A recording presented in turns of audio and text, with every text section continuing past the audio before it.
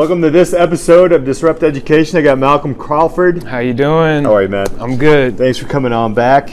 Tell us what you're up to, man. What you got going on these days? All right, so basically right now I'm a music manager, so I manage a couple different rappers, and I'm also running my own business called The Storm. So basically what The Storm is, it's a concert running business, so we throw concerts, we have a blog, so we do reviews on music, we review new artists, like we talk about like just what's going on in like hip hop culture right now, and we also do promotion of like new artists. So just like getting new artists, like getting their music out there for people to hear and doing reviews and stuff like that. How long have you had it?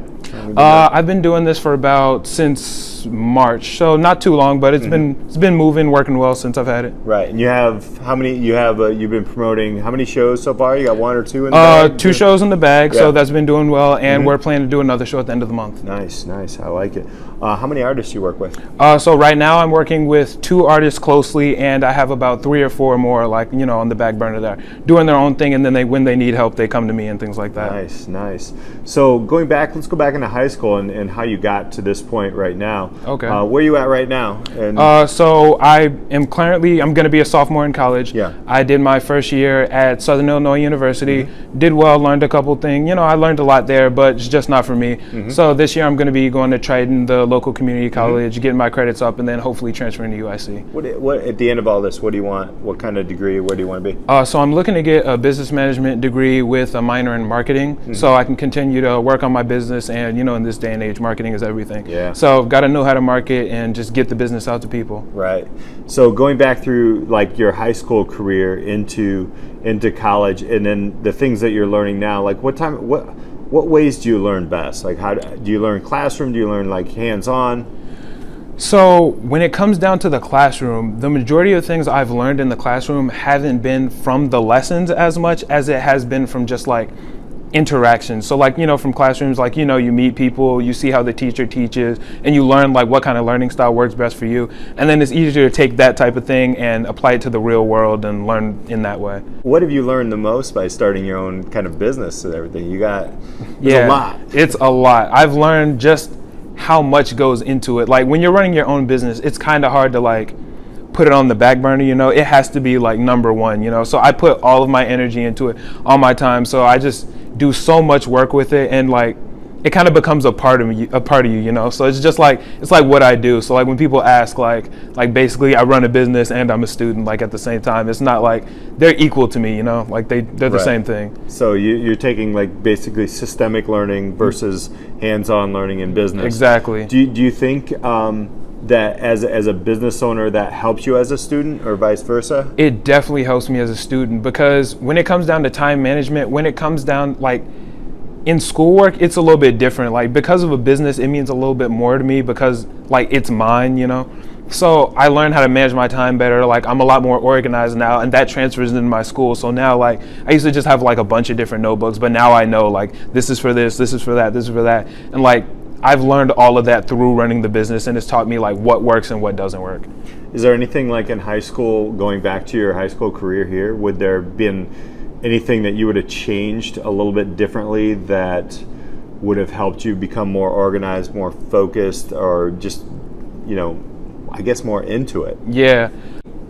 I'm very proud of my high school experience. Like my grades weren't amazing, but like I feel like I learned a lot from high school. Like not as my grades may not have showed it, but I learned a ton. When it comes down to the organizational sense, probably just learning to like keep stuff, just everything has its place. Cause like I'd get a sheet from my teacher, just throw it in my bag or whatever. Right. Like, and then I'd lose it, like wouldn't really care about it or anything until I needed it. But like just from owning a business, I've learned like that's important. Like you have to know where everything is so you can get it on the spot. Like even if I don't think I'm gonna need it, like I might be like meeting with somebody and then I'm like, oh, and then I know exactly where it is. So I'm not like wasting time like, oh, I have to run to my car. Like everything, like I know where it is and I have it on me at all times. So I know when I need it and I'm gonna have it when I do need it. What was your biggest transition, like the biggest difficulty or biggest shock in transitioning from high school to SIU? So I had 2 huge things that I realized. So my first thing was I realized that like the actual like letter grade doesn't really mean that much to me, because like there were kids who were like wow, I got an A on this test, like, and it makes them feel amazing. Like, obviously I get a little bit of sense of pride from getting an A, but like, it doesn't feel the same. Like, college teachers are a lot like less invested in each like specific student. So when they give you an A, it doesn't feel the same as like when a high school teacher gives you an A, because like the high school teacher, they know me as a person, I know this teacher as a person. It's like, like the teacher is saying like, I like this work, like you did a good job. Like, it feels completely different than it does like in college. It's a lot less personal. And another thing I learned in college, like coming from high school to college, would just be like, just social interaction is a lot different in college.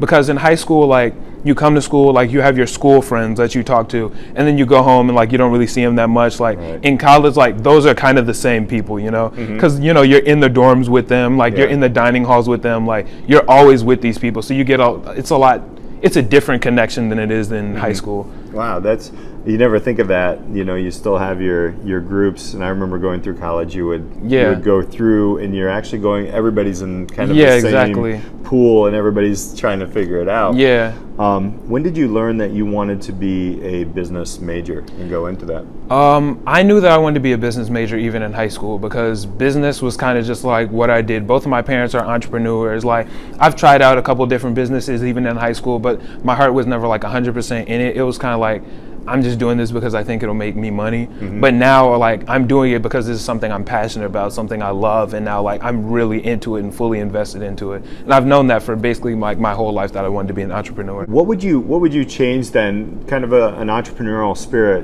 which is so different than you know, your daily kind of thing that school is. Your daily schedule and everything's pretty rigid.